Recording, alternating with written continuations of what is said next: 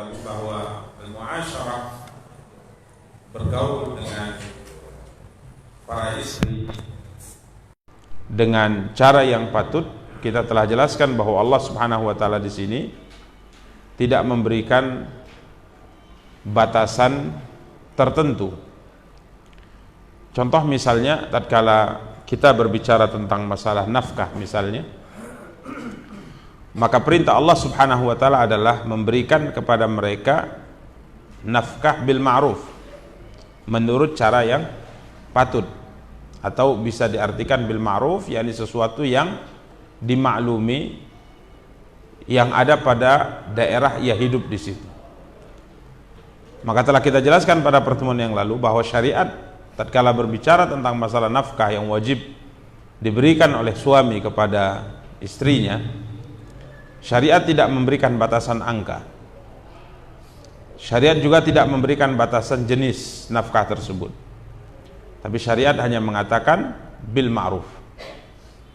Karenanya satu daerah dengan daerah yang lain ini tentunya batasan-batasannya berkaitan dengan angka jenisnya itu berbeda-beda. Ya. Seorang yang mungkin tinggal di satu daerah yang bahan makanan pokoknya adalah beras atau nasi misalnya, tentunya yang wajib dia berikan kepada istrinya adalah makanan itu. Tapi tatkala ia berada di satu tempat yang bahan makanan pokok di daerah tersebut misalnya selain daripada beras atau nasi, maka dia memberikan sesuai dengan yang ada di daerah tersebut.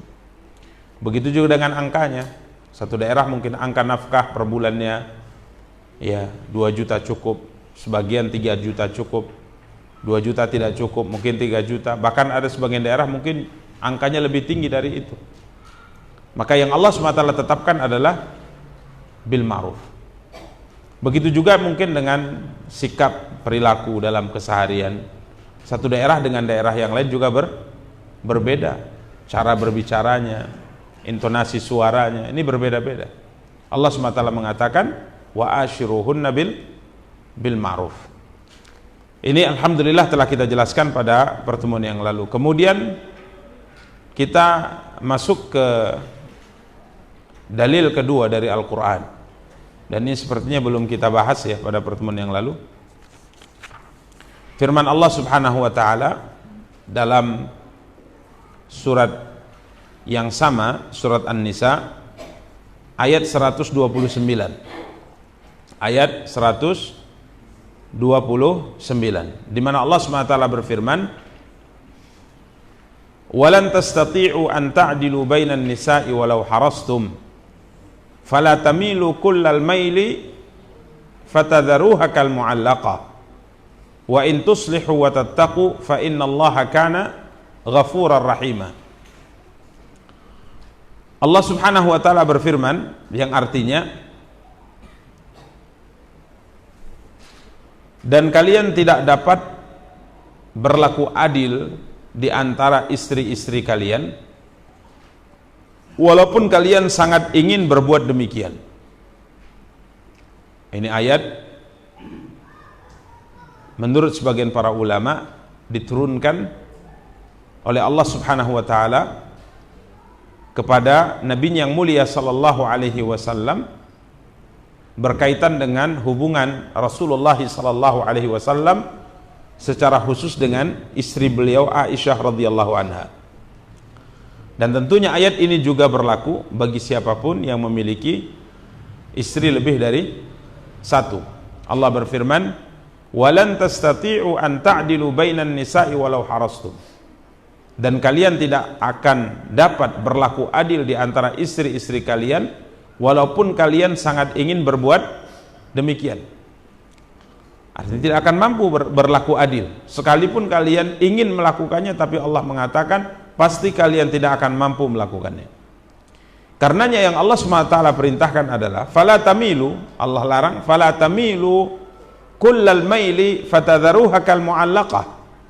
Karena itu janganlah kalian terlalu cenderung kepada sebahagian daripada istri-istri kamu sehingga kalian biarkan yang lain kal mu'allaqah, terkatung-katung. Ya. Jadi kalau seandainya kalian memiliki istri lebih dari satu, maka jangan karena mungkin kecintaan, kecenderungan kepada salah satu di antara istri-istri kalian itu, kalian jadikan istri-istri kalian yang lain mu'allaqah, terkatung-katung. Para ulama ahli tafsir mengatakan, dilihat seperti wanita ini atau istri ini dilihat seakan-akan ia tidak punya suami karena disia-siakan, tapi di sisi lain statusnya adalah istri seorang laki-laki.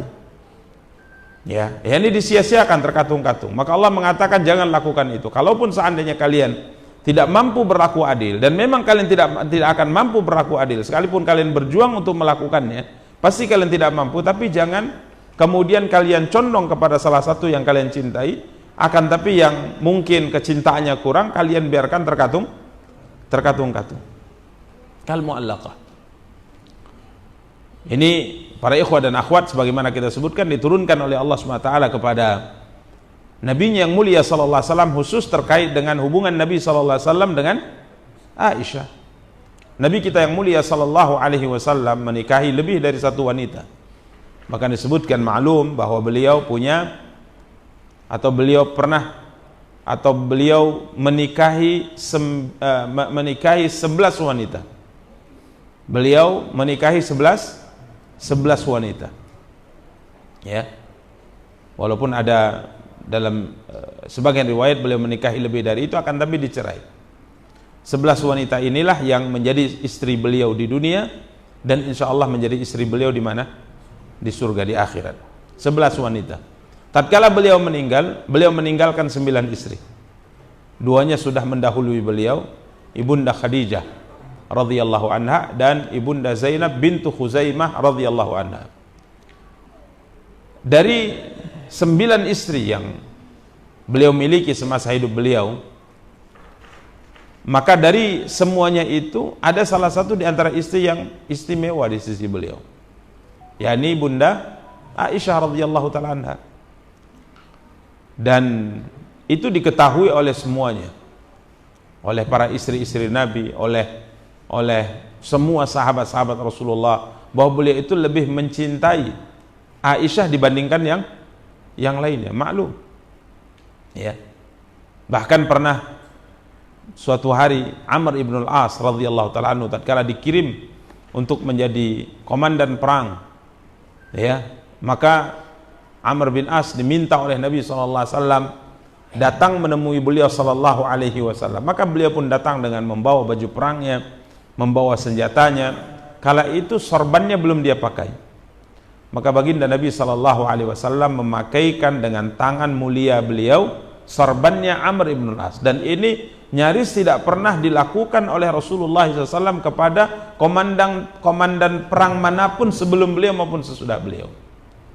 Sehingga muncul di hati Amr ibn As perasaan bahwa beliau adalah orang yang paling dicintai oleh Rasulullah karena diperlakukan dengan perlakuan yang istimewa. Maka beliau pun bertanya, "Ya Rasulullah, man ahabbun nasi ilaik?" Ya Rasulullah, siapakah orang yang paling kau cintai? Maka seketika Rasulullah SAW mengatakan, Aisyah. Orang yang paling aku cintai siapa? Aisyah. Maka Amr bin As mengatakan, saya tidak bertanya tentang wanita, yang saya tanya adalah laki-laki. Maka Nabi SAW mengatakan, dari laki-laki yang paling aku cintai adalah abuha, bapaknya, Abu Bakar As-Siddiq radhiyallahu ta'ala. Karena Umar bin Khattab radhiyallahu ta'ala berpesan secara khusus kepada anaknya yang juga adalah istri Nabi, ibunda kita Hafsah binti Umar bin Khattab. Apa kata Umar bin Khattab? Jika seandainya Rasulullah SAW kala itu para istri Nabi sepakat untuk meminta tambahan nafkah kepada Rasulullah, kurang nafkahnya, maka mereka nuntut nafkah lebih. Maka kala itu Nabi SAW marah kepada mereka karena membuat hati beliau susah. Maka beliau pun bersumpah untuk menjauhi mereka selama sekian hari atau sekian bulan. Maka Umar bin Khattab kala itu marah kepada anaknya yang istri Rasulullah SAW, yakni ibunda Hafsah binti Umar. Kala itu Umar bin Khattab berkata kepadanya, kalau jangan nuntut apapun kepada Rasulullah, nanti kalau Nabi SAW marah, maka Allah bisa marah kepada kamu. Karena kalau butuh apapun minta ke saya, jangan minta kepada siapa? Rasulullah SAW. Dan jangan kamu itu terpengaruh atau ingin menyamakan dirimu dengan madumu, yakni Aisyah, karena Aisyah itu lebih dicintai oleh Rasulullah daripada kamu, dan bapaknya lebih dicintai oleh Rasulullah daripada bapakmu. Subhanallah. Ini maklum. Dan mungkin ada sebagian mengatakan, kok Nabi seperti itu? Kita katakan bahwa cinta itu anugerah. Betul tidak? Cinta anugerah. Artinya orang cenderung kepada sesuatu itu, dia tidak punya kuasa untuk menumbuhkan kecintaan itu kepada sesuatu yang dicintai. Tiba-tiba saja dia apa? Mencintai. Bahkan jangankan kita berbicara masalah cinta antara mungkin lawan jenis, terkait dengan makanan saja, ada kecenderungan kita kepada satu makanan, kita tidak cenderung kepada makanan yang lain. Bukankah itu masalah cinta sebenarnya? Ada orang suka kali kopi, tapi ada orang muak kali lihat kopi. Kenapa bisa demikian? Ya, anugerah pemberian Allah. Ada orang sukanya makan buah-buahan, ada orang tak suka makan buah-buahan, ada orang sukanya makan sayur-sayuran, ada orang tidak suka makan. Maka cinta itu anugerah para jemaah.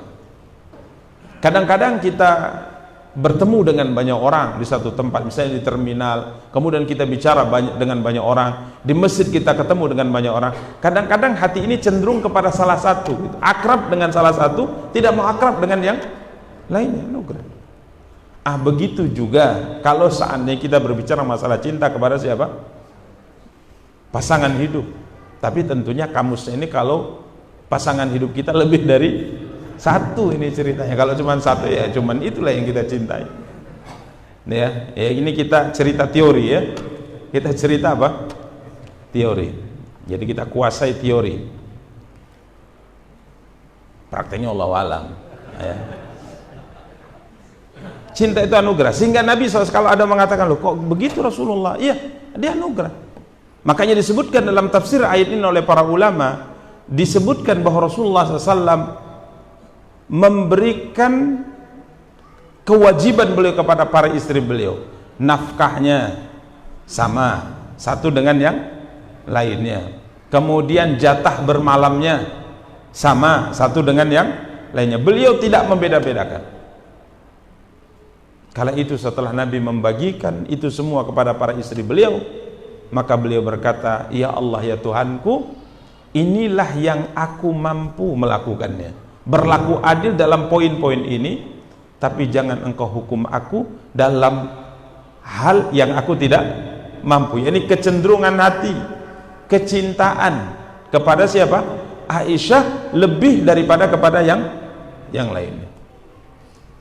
Ya. Tapi kalau seandainya kecenderungan kepada yang lainnya itu berlebih padahal bisa disamakan, inilah yang diancam oleh Nabi kita yang mulia sallallahu alaihi wasallam. Barang siapa yang memiliki istri lebih dari satu atau dua istri atau lebih dari dua misalnya, kemudian ia lebih condong kepada salah satu di antara keduanya, padahal itu adalah poin-poin yang dia manusia mampu berlaku adil, seperti nafkah, bermalam dan yang lain-lainnya. Bahkan salaf dulu kan mayoritas mereka itu punya istri lebih dari satu. Dalam memilih minyak wangi yang dia pakai itu juga disamakan. Dia khawatir ya. Jadi kalau pakai minyak wangi ke istri pertama, itu pula yang dia pakai ke istri kedua. Masya Allah. Khawatir dia tidak berlaku apa? Berlaku adil. Jadi Nabi mengancam siapa yang punya lebih dari satu istri tapi ia lebih condong kepada yang satunya, padahal itu mampu dia samakan tapi dia tidak lakukan, maka kelak pada hari kiamat dia dibangkitkan dengan posisi bahu sebelah kirinya miring, kata Rasulullah. Ya, jadi kalau ada orang yang berlaku zalim terhadap salah satu di antara istrinya, dia tidak menyamakan hal-hal yang bisa disamakan, maka kelak pada hari kiamat Allah akan menghukumnya di padang mahsyar, dibangkitkan dalam kondisi sebelah bahunya apa? Miring. Jadi jalannya itu tidak bisa tegak. Jalannya apa? Miring, sebagai hukuman atas perbuatan yang dia lakukan dalam kehidupan apa? Dunia. Jadi ini yang disebutkan oleh Allah. Jadi kalau Allah mengatakan kamu tidak akan mampu berlaku adil antara istri-istrimu sekalipun kamu berusaha melakukannya, tapi yang harus kamu perhatikan jangan terlalu condong ke salah satu di antara mereka sehingga yang lainnya kamu jadikan terkatung-katung. Dan sebagai tambahan faedah, ayat ini dijadikan sebagai dalil oleh banyak wanita bahwa poligami tidak boleh. Poligami tidak boleh. Dari mana sisi pendalilannya? Dikembalikan ke awal surat, di mana di awal surat Allah berikan bagi laki-laki untuk apa? Untuk berpoligami. Allah mengatakan apa ayatnya? Fankihu ma tabalakum minan nisa'i mathna wa thulatha wa ruba. Nikahilah wanita-wanita yang kalian sukai 2, 3 atau 4. Jadi hitungannya dari berapa? Dari 2. Ini sudah lagi.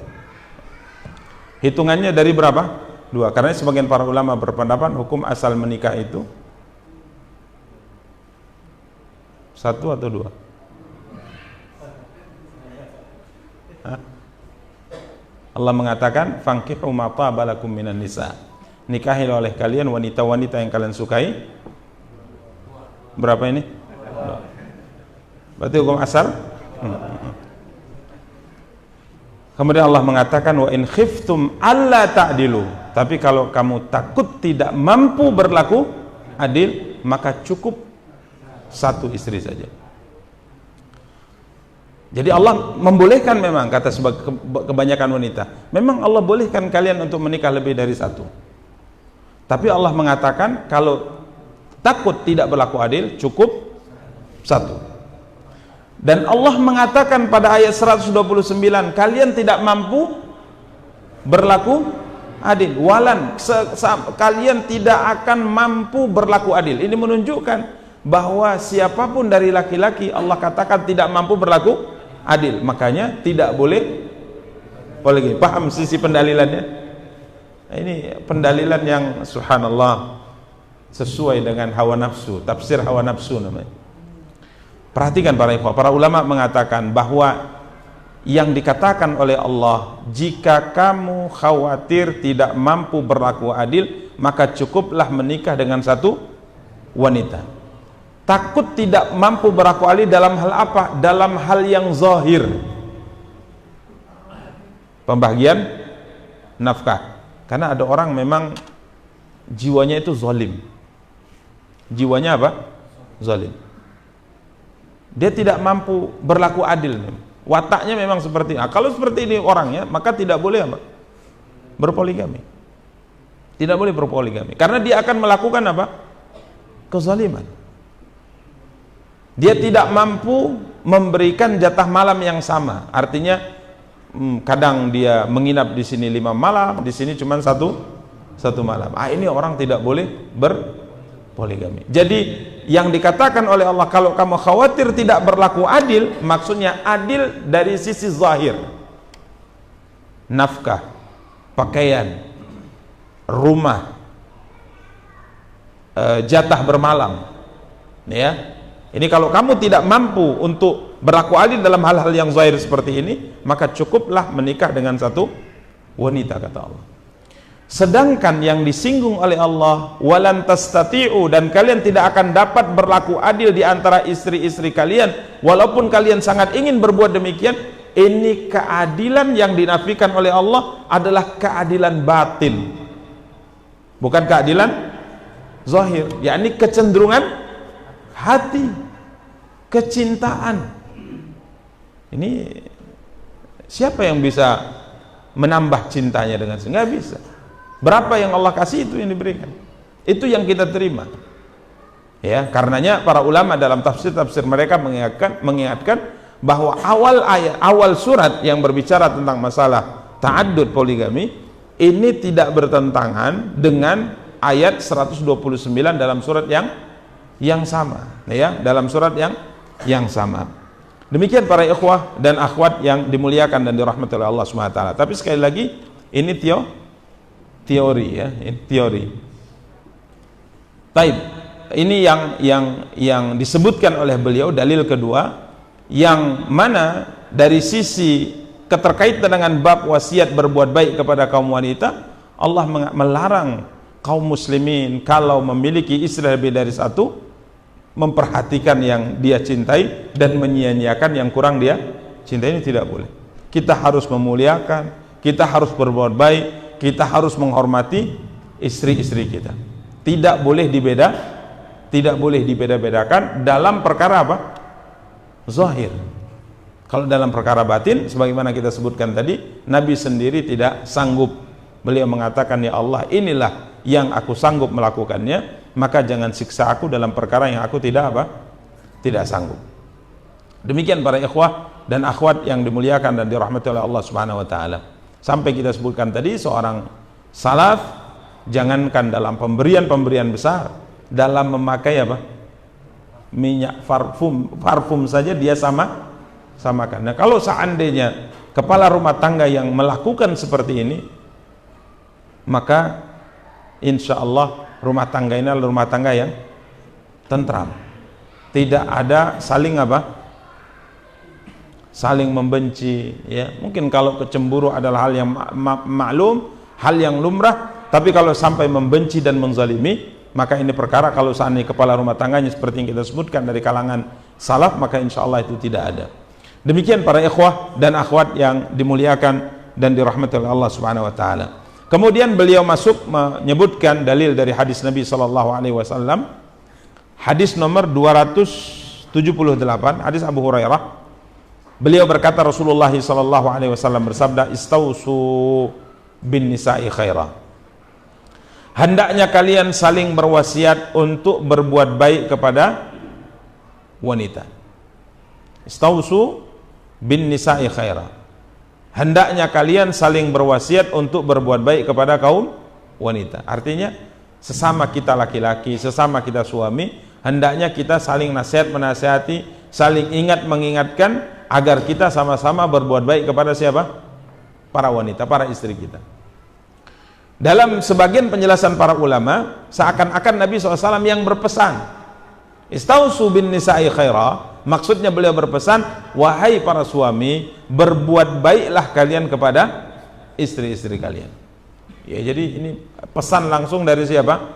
Rasulullah SAW. Ini menunjukkan bahwa berbuat baik kepada kaum wanita adalah perkara yang sangat diperhatikan dalam Islam, dalam syariat. Sampai istausu, sampai Nabi berwasiat, sampai Nabi perintahkan para suami untuk saling berwasiat kepada suami-suami yang lainnya untuk berbuat baik kepada kaum wanita. Kenapa? Fa innal mar'ata khuliqat min dhila'in. Sebab wanita itu diciptakan dari tulang rusuk. Abdullah bin Abbas mengatakan dalam penjelasan tulang rusuk Nabi Adam. Jadi Hawa maksudnya. Jadi ibunda pertama kita, ya, ibunda pertama kita, yakni nenek moyang kita dulu, yakni Hawa, diciptakan oleh Allah SWT dari tulang rusuknya Nabi Adam. Jadi salah satu di antara tulang, saya lupa kanan atau kiri, ya, Aiman ya, kanan ya, atau kiri, dalam riwayat kiri. Tatkala beliau tidur di surga setelah dia diciptakan, maka diambil satu tulang rusuk sebelah kirinya, yang dari itu diciptakan Hawa. Ya, jadi bukan istri-istri kita diciptakan dari tulang rusuk. Lah, nenek moyangnya dulu. Nenek moyang kita dulu diciptakan dari tulang rusuk. Ya. Nabi mengatakan, kenapa kita diperintahkan untuk saling berwasiat berbuat baik kepada para istri kita? Karena wanita itu diciptakan dari tulang rusuk. Wa inna a'waja ma fid dhila'i a'la. Dan yang paling bengkok, tulang rusuk kan bengkok, nggak ada tulang rusuk yang lurus. Kalau lurus gimana? Nggak mungkin, pasti dia bengkok. Artinya dia bengkok, dan Nabi SAW mengatakan, jadi watak dan tabiatnya juga pasti bengkok. Dan kata Rasulullah, ini jangan marah ke kita ya, ini Nabi senang, saya baca, dihujat pula kita nanti. Ini hadis ya. Dan yang paling bengkok pada tulang rusuk adalah bahagian atasnya. Jadi kalau kita tegakkan, yang paling bengkok itu apa? Atasnya. Para ulama berbeda pendapat. Kiasan Rasulullah ini maksudnya apa? Maka para ulama mengatakan bahwa para wanita, ini pendapat yang pertama, yang paling bengkok, yang paling susah untuk diluruskan dari wanita itu adalah mulutnya. Ya, ini ibu-ibu ya. Alhamdulillah malam ini enggak ribut, berarti lurus. Ya, insyaallah. Atau enggak ribut karena marah tadi poin pertama tadi, enggak jelas Ustaz nih. Ya, dibahas ayat 129. Yang paling bengkok tulang rusuk itu atasnya. Maksudnya mulutnya. Maksudnya apa? Mulutnya. Sebagian para ulama mengatakan tidak, maksudnya akalnya. Yang paling bengkok itu apa? Akalnya. Dan subhanallah, para ulama mengatakan sebenarnya mau mulut, mau akal itu maksudnya itu tidak bertentangan. Karena apa? Karena mulut, akal, yang akal itu letaknya di hati atau di otak keterkaitannya, maka apa yang keluar dari mulutnya tergantung akalnya. Tatkala akalnya bengkok, artinya lemah, maka yang keluar dari mulutnya adalah perkara yang bengkok juga. Karena para ikhwah dan akhwat yang dimuliakan dan dirahmati, ini fakta yang mau tak mau ya memang seperti itu. Takdir Allah pada kaum wanita dari sisi kelemahannya. Tapi tentunya kita juga berbicara dari sisi hal yang positif yang sangat banyak dimiliki oleh kaum wanita. Karena Nabi SAW tatkala berbicara, kata para ulama, bahwa laki-laki yang sempurna akalnya itu banyak, tapi wanita tidak ada yang sempurna akalnya kecuali 4. Berapa jumlah wanita? Hah? Dari zaman Adam sampai hari ini, sampai hari kiamat, berapa jumlah wanita? Bisa-bisa kalau kita hitung lebih banyak jumlah apa? Wanita dari kaum laki-laki. Tapi kalau laki-laki yang sempurna akalnya banyak sekali. Karenanya tidak ada nabi itu dari wanita, semuanya dari apa? Laki-laki. Ini orang-orang yang sempurna akalnya. Tapi wanita tidak yang sempurna akalnya kecuali 4 orang. Dari sekian banyak wanita yang sempurna akalnya cuma 4. Pertama Asiyah binti Imran, Asiyah binti Muzahib. Kemudian Maryam binti Imran. Kemudian Khadijah bintu Khuwailid. Kemudian putri beliau Fatimah bintu Muhammad. Hanya 4 saja. Sisanya akalnya kurang. Akalnya kurang. Apa bahasa yang akalnya kurang itu bukan kurang akal. Beda. Saya takut salah ini. Lemah akalnya. Lemah akalnya. Karena ingatannya lemah. Maklum dalam kehidupan. Ya, maklum dalam kehidupan. Karenanya hitung dari umur dunia pertama sampai hari ini, berapa wanita yang menjadi tokoh besar? Berapa wanita yang jadi tokoh besar? Ada jadi raja, ada dia jadi menteri, ada kepala negara, tapi persentasinya sangat kecil dibandingkan apa? Laki-laki. Maka Nabi ingatkan, berbuat baik kepada kaum wanita, karena wanita diciptakan awal mulanya dari tulang rusuk yang bengkok, dan yang paling bengkok dari wanita adalah yang paling atas. Jadi makanya kalau seandainya seorang lelaki ingin punya istri yang ngomongnya lurus, bagus 24 jam, sikapnya bagus, mustahil. Mustahil. Enggak ada. Mustahil. Fakta. Maka apa kata Rasulullah? fa in dhahabat tuqimuhu kasartahu. Kalau seandainya tulang rusuk yang bengkok itu kamu ingin meluruskannya, kamu paksa ingin meluruskannya, yakni kamu ingin mulutnya itu lurus, akalnya lurus, ingatannya lurus, tidak berubah-ubah, tidak sering merajuk, tidak merepet,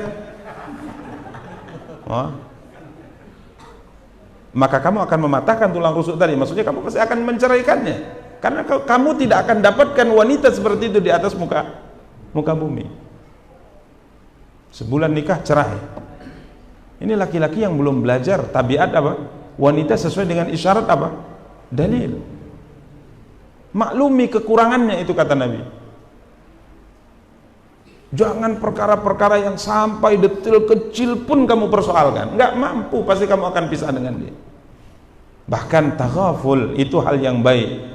Pura-pura tidak tahu kesalahan istri itu bagus. Pura-pura tidak tahu.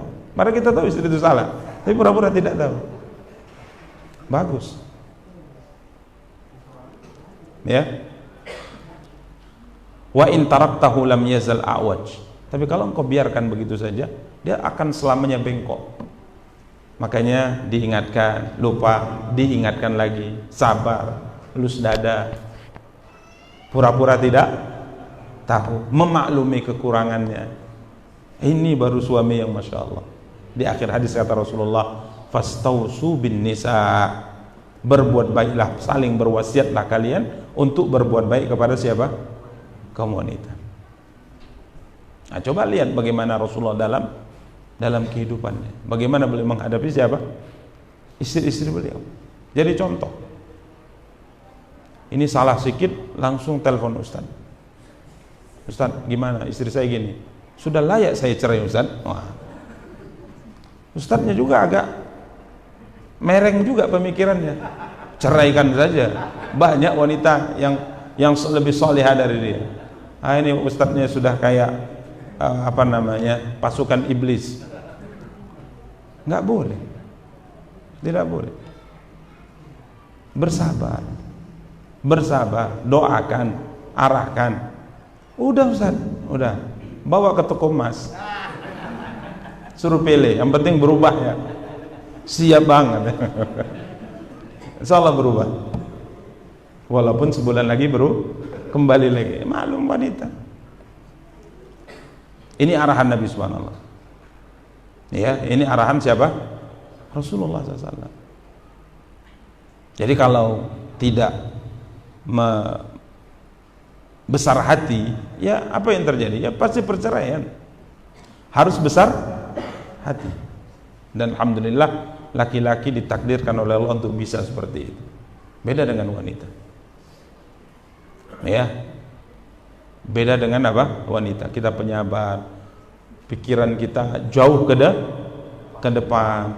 Banyak pertimbangan. Ini laki-laki. Berarti kalau nggak punya sifat ini bukan laki-laki, atau setengah, mungkin setengah laki-laki boleh lah, setengah apa? Laki-laki.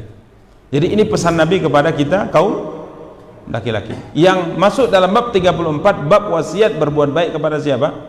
Kaum wanita. Jadi kalau gitu Ustaz, lama-lama kita jadi takut sama istri kita. Bukan takut, sayang.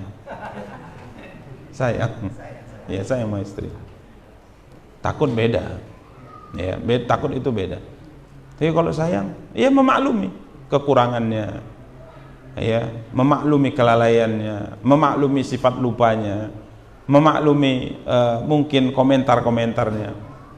Sampai disebutkan oleh Umar bin Khattab radhiyallahu taala anhu, kami di kota Mekah itu, para istri kami tidak pernah membantah kami, tidak pernah menyoal kami.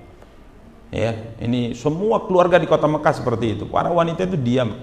Apa kata suami, ya itu yang dilakukan. A kata suami A, bilang bang, baiknya B, nggak berani itu. Tapi setelah kami pindah ke kota Madinah, kami lihat para wanita di kota Madinah terlalu maju terhadap suaminya. Sehingga apa yang terjadi? Istri-istri kami pun belajar dari mereka. Makanya pergaulan antar para wanita ini juga harus diperhatikan. Akhirnya apa yang terjadi? Suatu hari suatu hari aku berkata sesuatu kepada istriku, istriku mengatakan, wahai suamiku, sebaiknya seperti ini. Maka aku pun marah, mengatakan, berani kamu bantah saya ya? Berani kamu bantah saya, kata Umar bin Khattab. Istrinya tambah nimpali, kenapa pula kamu marah? Istri-istri Nabi saja membantah Nabi, bahkan Nabi tidak berbicara beberapa hari dengan mereka karena marah. Itu tidak masalah, kenapa pula saya bantah sekali kamu marah? Subhanallah. Akhirnya diceritakan itu kepada siapa? Rasulullah, maka Nabi pun tersenyum. Nabi pun tersenyum. Jadi maklum dalam kehidupan. Ya, maklum dalam kehidupan. Kemudian tambahan riwayat al-mar'ah kadhila in aqamtaha kasartaha wa in istamta'ta biha istamta'ta wa fiha iwajun. Wanita itu bagaikan tulang rusuk, jika kamu meluruskannya maka kamu akan mematahkannya, pasti akan bercerai. Ya, jadi kalau dipaksa lurus tidak boleh, harus seperti ini, nggak mungkin. Kalau kamu paksakan pasti kau akan berpisah dengannya. Maka kita laki-laki harus terus berlapang dada, memaklumi kekurangan wanita, mendoakan apa? Kebaikan untuknya. Itu baru suami sejati. Tapi sekali lagi teori mudah. Dalam pengalaman ya naik mendidih juga ya subhanallah. Ini subhanallah. Lihat bagaimana kehidupan siapa? Rasulullah sallallahu alaihi wasallam. Kemudian Nabi mengatakan, wa in istamta'ta biha, dan jika kamu bersenang-senang dengannya, maka kamu dapat bersenang-senang dengannya, namun dia tetap bengkok. Ini memaklumi. Ini maksudnya, terus berbuat baik kepadanya. Kemudian riwayat berikutnya ada tambahan, wa kasruha talaquha, dan mematahkannya adalah menceraikannya. Mematahkannya adalah apa? Menceraikannya. Demikian para ikhwah dan akhwat yang dimuliakan dan dirahmati oleh Allah SWT. Saya kira hadis ke-278 ini zahir ya, jelas perintah agar kita berbuat baik kepada siapa?